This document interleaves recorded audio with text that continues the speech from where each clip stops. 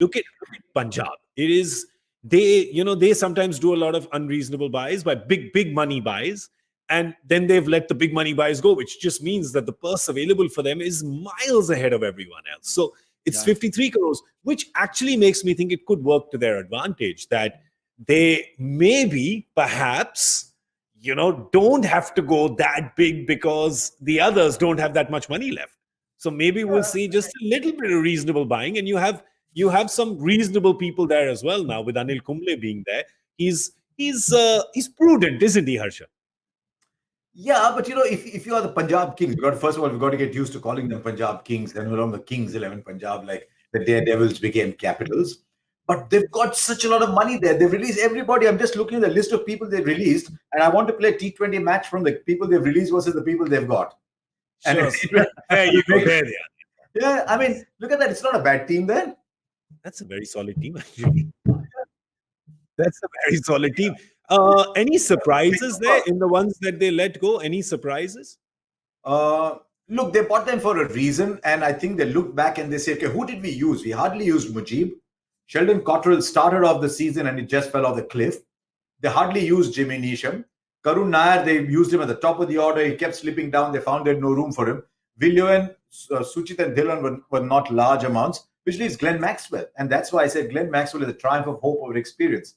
Every year, you look at Glenn Maxwell and you look at him playing for Australia and you say, wow, this is the guy who's turning up for me. And somewhere at customs, the other guy turns up. It's like what Don with Dusra Bachchan aa jata hai na? The other guy turns up.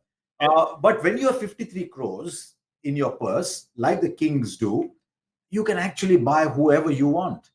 Except that they've got so many slots to fill, Kings, that they'll have to be a little prudent about which slots they'll fill. But with 53 crores, if there's a player you want, is yours.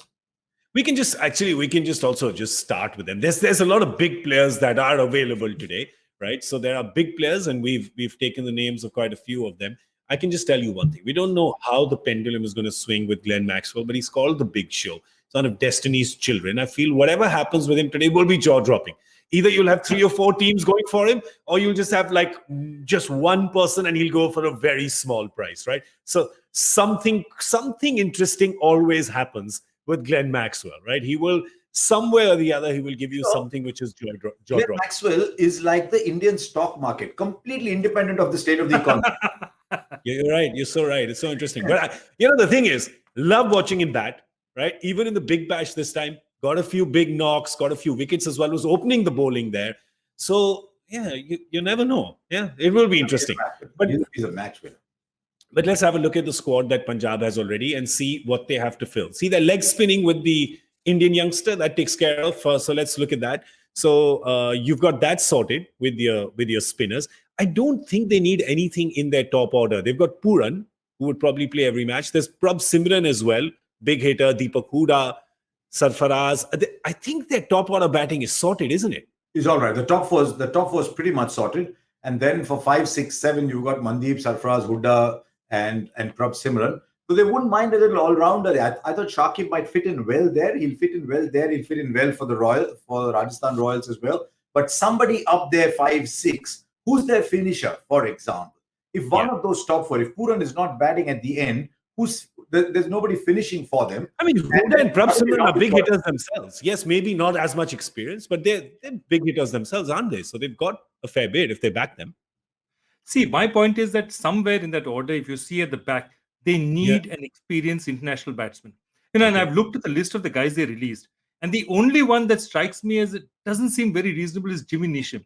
Yeah. Because for 50 lakhs, Jimmy Neesham is a pretty decent player to stick out there. He can bat at 6, he can sub you, he can hit the big one. So that was the one surprise that obviously it's probably a chemistry thing that he didn't match with the team, and that happens once in a while. That it doesn't work out. But they need that international batsman. And I'm looking down the list and saying, who's that batsman they can get? Because there's no point getting a Guptill or a Finch, because those guys would be useful at 1, 2, or 3. What they really need is a guy at 6 who's solid.